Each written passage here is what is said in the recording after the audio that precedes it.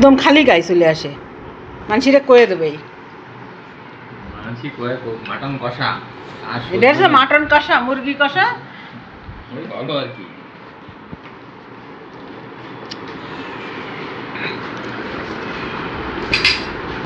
খাওয়া দাওয়া পর্ব শুরু, এরপরে ভাত ঘুম হবে, ভাত ঘুম।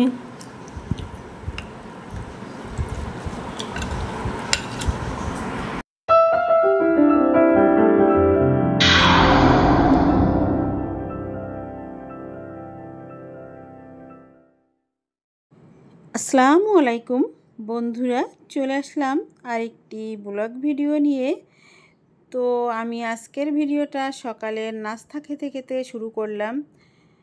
বন্ধুরা, এখানে আমি দেখো রুটি করছি আর ডিম পোস্ট করে নিছি। আর হচ্ছে এই ভিডিওটা যেদিন আমি করছি তার আগের দিন আমি হচ্ছে মুগ ডাল আর পটলের একটা রেসিপি করছিলাম, ওটা দিয়েই রুটি দিয়ে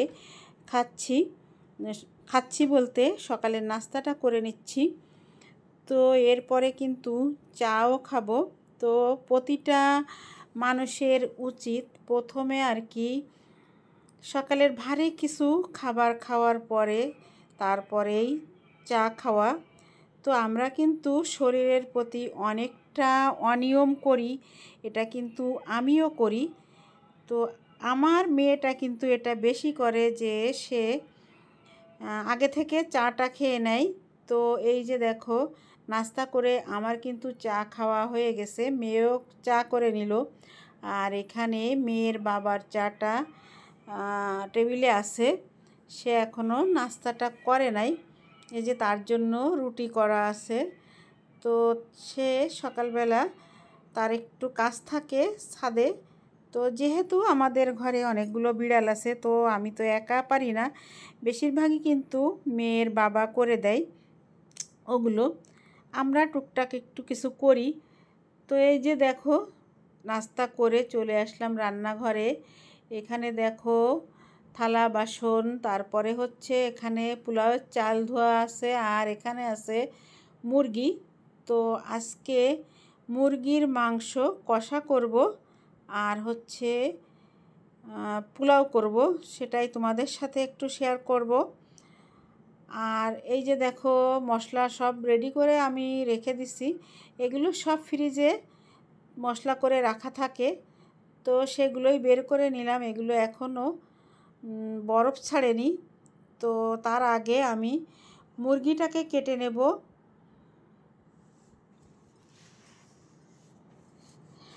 এই যে দেখো বেশ বড় একটা মুরগি, কিন্তু প্রায় 2-2.5 কেজি ওজন হবে। তো এটা কিন্তু আমাদের 3 জনের ফ্যামিলি, এটা 2 দিন খাওয়া যেত, কিন্তু আমি একদিনেই রান্না করে নিলাম।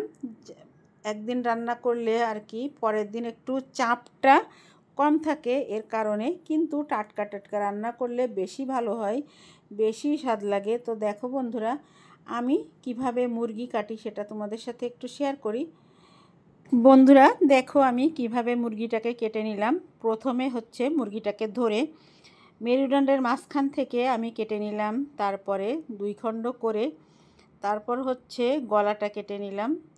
এভাবে আমি ছাড়িয়ে ছাড়িয়ে দেখো আমি কিভাবে করে নিচ্ছি।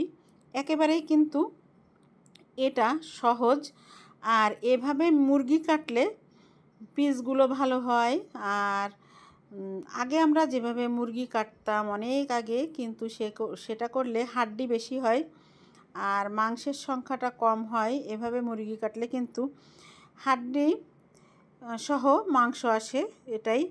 তো দেখতে পেলে আমি কিভাবে কেটে নিলাম, কিন্তু আমি এখানে পিস করা পর্যন্ত যেতে পারলাম না। আমি কাজ করতে করতে যখন আমি মুরগিটা কাটি, এর মধ্যে আমার পাশেই তো বড় আপা থাকে, তোমরা সবাই বেশি অনেকেই জানো। তো পিস করতে করতে এর মধ্যে আমার বড় আপা চলে আসছিল, তার সাথে একটু কথাবার্তা বললাম, সময় কাটালাম। এটা করতে যে এই যে আমি পিস করতে করতে উঠে চলে গেছিলাম। বন্ধুরা কথাবার্তা সেরে তারপরে চলে আসলাম রান্না করতে। তো এখানে দেখো আমি চুলায় কড়াই দিয়ে দিছি, আর কড়াইটা একটু গরম হয়ে গেলে দিয়ে দিলাম তেল। আমি এখন হচ্ছে পোলাওটা রান্না করে নেব। তো আমি যেভাবে পোলাও রান্না করি সেটাই তোমাদের সাথে আমি শেয়ার করতেছি। তো প্রথমে পেঁয়াজ দিয়ে তারপরে আমি এখানে তেজপাতা দিলাম, একটু কিশমিশ দিলাম, এগুলো দিয়ে একটু বাদামি করে ভেজে নিয়ে তারপরে আমি এখান থেকে কিছুটা পেঁয়াজ তুলে নিছি, ওটা পরে আমি ব্যবহার করব। তাই এই যে দেখো আমি অল্প একটু পেঁয়াজ তুলে নিলাম। এরপর এখানে আমি দিয়ে রাখা চাউলটা। তো এই চাউলটা কিন্তু আনছিল ঈদের সময়, তো আরও একটা ঈদ কিন্তু চলে আসতেছে। তো আমাদের মেয়ের বাবা বলছিল আজকে পোলাও আর মুরগি কষা খাবো, তার ইচ্ছাতেই আজকে এই পোলাওটা করা। তো মাঝে মাঝে কিন্তু সবারই কিন্তু একটু বিস্কুট খেতে ইচ্ছা করে। তো আজকে সম্পূর্ণ হচ্ছে মেয়ের বাবার ইচ্ছাতে রান্নাটা। এই পর্যায়ে ভাবতে ভাবতে আমি সামান্য একটু 1 চামচ আদা বাটা দিয়ে চাউলগুলোকে আমি খুব সুন্দর করে ভেজে নিচ্ছি। এখানে কিন্তু আমি কোনো ঘি ব্যবহার করিনি, আমি তেলে চাউল ভেজে নিচ্ছি, তোমরা দেখতে পেয়েছো। তো আজকের এই পোলাওটা যে এত মজা হয়েছিল যে মনে হচ্ছিল যেন পোলাও না, এটা বিরিয়ানি খাচ্ছি, এরকমই টেস্ট হয়েছিল পোলাওটা। তো এই পর্যায়ে এসে আমি দিয়ে দিলাম এখানে পরিমাণ মতো লবণ। তো একদিকে কিন্তু আমার গরম পানি দেওয়া আছে, এখানে প্রায় 250 গ্রামের, সরি বন্ধুরা 500 গ্রাম তার একটু বেশি চাউল হবে। তো দেখো আমার কিন্তু পোলাও চালটা ভাজা হয়ে গেছে। এই পর্যায়ে এসে আমি এখন দিয়ে দিলাম সেই গরম করে রাখা পানিটা। তো পানিটা দিয়ে নেড়ে চেড়ে মিশিয়ে নিয়ে তারপরে এই যে দেখো আমি ঢাকা দিয়ে দিচ্ছি। আর এই যে পোলাওটা কিন্তু পানিটা অনেকটাই টেনে নিচ্ছে, আর হচ্ছে এখন আমি উপর নিচ করে একটু নেড়ে দিলাম। বন্ধুরা সঙ্গে থাকো, দেখো আমি কিভাবে পোলাওটা করি। তো একটু নেড়ে দিয়ে বন্ধুরা আমি আবারও একটু ঢেকে দিলাম। আর এই ঢাকা দেওয়াটা কিছুক্ষণ পর এসে আমি এই যে দেখো এখানে একটু গুঁড়ো দুধ গুলে গরম পানির সাথে মিশিয়ে নিয়ে সেই গুঁড়ো দুধটা দিয়ে দিলাম। তো দেওয়ার পরে আমি আবার ঢেকে দিয়েছিলাম। ঢাকনাটা তুলে এখন আমি একটু 1 চামচের মতো ঘি এখানে দিয়ে দিচ্ছি। আর ঘিটা দেওয়ার পরে পেঁয়াজের বেরেস্তাটা আমি তুলে রাখছিলাম, সেই বেরেস্তাটা এখানে দিয়ে দিলাম। তো এই যে আজকে যে পোলাওটা আমি করছিলাম এটা কিন্তু খুবই মজার হয়েছিল, তোমাদের আগেও বলছি। বেরেস্তা দেওয়ার পরে আমি আবারও ঢেকে রেখে দিলাম। আর এই যে দেখো বন্ধুরা এখানে মাংস রান্না করার জন্য মশলা কষানো হচ্ছে। মশলা কষানো কিন্তু হয়ে গেছে। মশলাটা এক সাইডে আমি পোলাও করছিলাম আর এক সাইডে কিন্তু মেয়ে মশলা কষাচ্ছিল। আজকে একটু রান্নাটা করতে দেরি হয়ে গেছে, যার কারণে আমি এক সাইডে পোলাও করে নিচ্ছি আর এক সাইডে হচ্ছে মেয়ে মাংসের জন্য মশলা কষিয়ে নিচ্ছে। তো মেয়েও কিন্তু খুব ভালো রান্না করতে পারে। তো এই যে দেখো মাংসগুলো দেওয়া হচ্ছে, এখানে কিন্তু অনেকটাই মাংস। তো দেখো মাংস কষানো চলছে আর এদিকে কিন্তু আমার পোলাওটা একেবারে রেডি। দেখতে পাচ্ছ খুবই সুন্দর একটা, মনে হচ্ছে যেন এটা পোলাও না, এটা বিরিয়ানি। তো বন্ধুরা চলে আসলাম কিন্তু রান্নাবাড়া সেরে খাবার টেবিলে আছে হচ্ছে সকালে তো দেখতে পেলে সেই যে ডাল, পটল ডাল, একদম খালি গায়ে চলে আসে পটল, আর মানসিরে কয়ে দেব এখানে মুরগির মাংস আর পোলাও।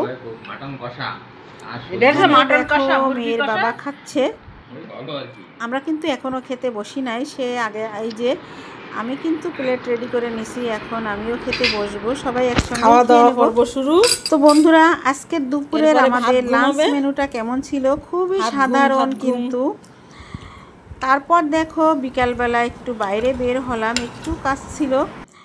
তো যাচ্ছি নিউ মার্কেটের দিকে। নিউ মার্কেট থেকে ভাবছিলাম যে একটা অনেক দিন থেকে 3 পিস ঘরে পড়ে আছে, ওটা নিজের ইচ্ছা করছে না যে আমি ওটা তৈরি করি।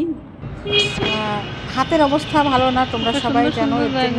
এই জায়গা কোন জায়গা সেই তো সেটা তৈরি করার জন্য বাইরে বেরোলাম। এখানে চলে আসলাম আমরা, দেখো সানবিজ বাই তনির শোরুমে। তো এর পাশেই কিন্তু আরেকটা শোরুম আছে। এখানে কিন্তু ভিডিও করা অ্যালাউ নেই, তাই বাইরে থেকে একটু নিয়ে নিলাম। আর ওখান থেকে একটা ড্রেস কিনছি আমি, পরে তোমাদের সাথে সেটা শেয়ার করব। পরে এই যে বাইরে নিউ মার্কেটের সামনে যে এত ভিড় থাকে, এখানে অনেক ধরনের ফাস্ট ফুড, আইসক্রিম, যত রকমের খাবারের স্টল। এখানে সন্ধ্যার পরে এখানে লোকে লোকারয় হয়ে যায়, মনে হয় যেন মেলা বসেছে, এত খাবারের স্টল আর এত লোকজনের ভিড়। দেখো তারপরে চলে আসলাম এখান থেকে সাউথ সেন্ট্রাল রোডে। তো এইখানে আমরা কিন্তু আমার মেয়ের স্কুল অনেক যাওয়া আসা করছি, কিন্তু এখন একটু দূরত্ব হয়ে গেছে। এখানে একটা টেলার্স আছে, এখানে কয়েকটা কসমেটিক্সের দোকান আছে। এখান থেকে আমি একটা সাবান, মেয়ের জন্য একটা সাবান কিনলাম, আর হচ্ছে একটা সানস্ক্রিন কিনছি। ওটার এই ভিডিওতে শেয়ার করা হচ্ছে না, পরবর্তী ভিডিওতে তোমাদের সাথে শেয়ার করবো আর কি জামা কিনলাম, কি ড্রেস কিনলাম। তো এই যে এখানে দেখো কসমেটিক্সের দোকানগুলো যে এত সুন্দর, কিন্তু এরা ভিডিও করা এলাও না। তো চলে আসলাম বাসায় এসে দেখো আমরা ড্রেস কিনে নিয়েছি।